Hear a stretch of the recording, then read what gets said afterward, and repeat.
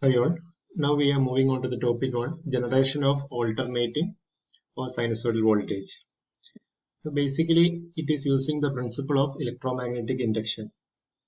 So we have an idea of the Faraday's laws of electromagnetic induction, and in that the first law states that whenever a magnetic flux linked with the circuit changes, an EMF is induced in it. It can also be stated that whenever a conductor cuts the magnetic flux, an EMF is induced in it. So we are using the general principle of electromagnetic induction to understand how an alternating voltage or alternating current is produced.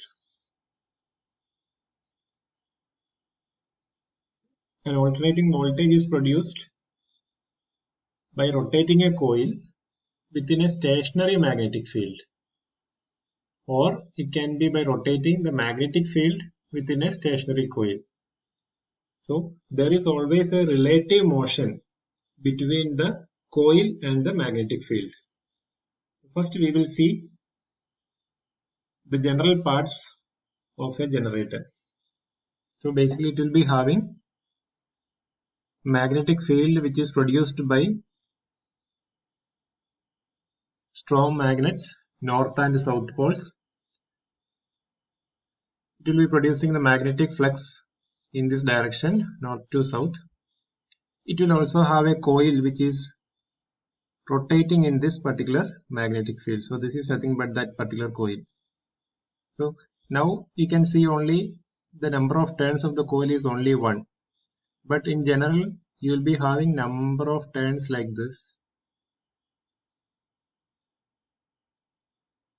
And both the points will be taken out. Now for simplicity it is shown as only a single coil. The two ends of these coils are being connected to two slip rings. That is, when the coil is rotating, we need to take the alternating current to the outside environment. So for that purpose, since these two ends are getting always rotating, we will be connecting slip rings to each end. So this is being connected to one end and this is connected to the second end. Therefore, along with the coil, the slip rings also will be rotating. And we will be attaching a brush onto the slip ring. So this is nothing but that particular brush. Here also you can see that particular brush. So through this brush, we are taking the current outside of this particular environment. So the slip rings will be rotating and it will be making contact with the brushes, and we are connecting our wires onto these brushes to take out this particular power. So this is the basic structure of the sinusoidal or an alternating voltage generation. We will be seeing the principle. Now we will just see the basic electromagnetic induction principle. Here you are having a bar magnet and here you are having a coil which is connected to the multimeter in order to sense the presence of voltage across this coil. So this is the north pole. Now what I am trying to do is that I am trying to insert this particular bar magnet inside this particular coil. Now you can just observe the voltage which is varying on the right hand side. You can see that when I am keeping it stationary, the voltage is 0. When I am changing it, then it is producing voltage. Now when I am trying to take this bar magnet out, so far we have seen that it was a positive value. Now I am taking the bar magnet out, you can see that it is a negative value. So I have taken the bar magnet out. So that is what it is producing, a positive and negative. So here I was inserting the bar magnet inside the coil. That is, the coil is stationary and I am changing the magnetic field with a stationary coil. But in general, for AC generation, we will be having a magnetic field which is stationary and we will be trying to rotate the coil. So here we will be having a north and south pole, a coil which is rotating, and the slip ring, and you can see the galvanometer. So here the coil will be rotating and it will produce an EMF, and in order to indicate that, we are using this galvanometer. So now we will be having the armature. Armature is nothing but this coil. It will be having a number of turns, and ABCD is nothing but how we are indicating this particular coil, and you will be having a shaft in order to rotate it. Then this coil will be placed between strong magnets, that is the north and the south poles. You can just observe it. The field magnets you can observe. It is having a concave structure like this. And this coil is being connected to the slip rings. We have earlier seen the slip rings, and that slip ring will also be rotating.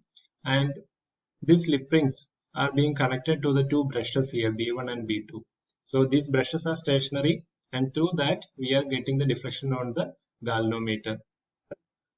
We can see the coil which is rotating across the field magnet, and the magnetic flux linked with the armature will be changing. It will be inducing an EMF, and you can see it is varying. Since it is a varying nature, we say it as an alternating current. We will again explain how AC is being generated. Here you can see two magnets, north and the south poles, which is producing the magnetic flux lines like this. And this is nothing but the coil. This is the slip ring, and this is indicating the brushes, and this is the galvanometer. So this is the output voltage waveform, and this is the flux which is linked with the coil. So at this particular instant, you can see that is when the plane of the coil is perpendicular to the direction of the magnetic flux lines. So during that time, maximum amount of flux is linking with the coil. But you can observe that the flux which is cut by the coil or the conductor is minimum or zero. So that means a voltage will not be induced as per the Faraday's law of electromagnetic induction. So here the magnetic at this particular angle, that is, I will take it as 0 degrees. So you can see that the magnetic lines and this coil is parallel to each other, and therefore the EMF induced will be 0. That is shown over here, and it will be having the maximum amount of magnetic flux linking with the coil. But magnetic flux cut by the coil will be 0, and therefore the voltage is 0. Now I will rotate this particular coil in the anticlockwise direction by a certain degrees. Now it has started rotating in the anticlockwise direction. So there was a movement. So because of this movement, it is trying to cut the magnetic lines of force. So through an angle it is trying to cut. So therefore the voltage will start increasing. Again at the next step, more amount of magnetic lines will be cut by this conductor or the coil, and therefore the voltage will start again increasing. So now through the next step, we can see that again the voltage is increasing. By the next step, we can see that again the voltage has increased and the flux linking with the coil is getting reduced. By the next step, it is come to this particular position. So during this particular position, this coil will be trying to cut maximum amount of the flux, and therefore the voltage induced will be maximum. So now I have traversed from 0 degrees to 90 degrees. Now I will again rotate in the same direction. Now it has reached the earlier position of 180 degrees. Now again I am trying to rotate it. So here you can see that the galvanometer starts deflecting in the opposite direction, and the voltage has come to the negative point. So this direction of current, you can identify it using the Fleming's right hand rule. Again it goes in the negative direction, and when it is reaching 270 degrees, it will be cutting the maximum amount of magnetic flux lines, and therefore it will reach to the maximum point. So it will go on like this, and it will reach the 360 degrees. Now it has completed one complete cycle. So this I can repeat it continuously. It will be producing an alternating voltage. So here you can see the observation, and it is because of these brushes that I am able to take the current from the N terminals of this coil, which is connected to these slip rings. So brushes is nothing but which is I am able to collect the current from the rotating coil to the outside load or to the terminals which we are connecting.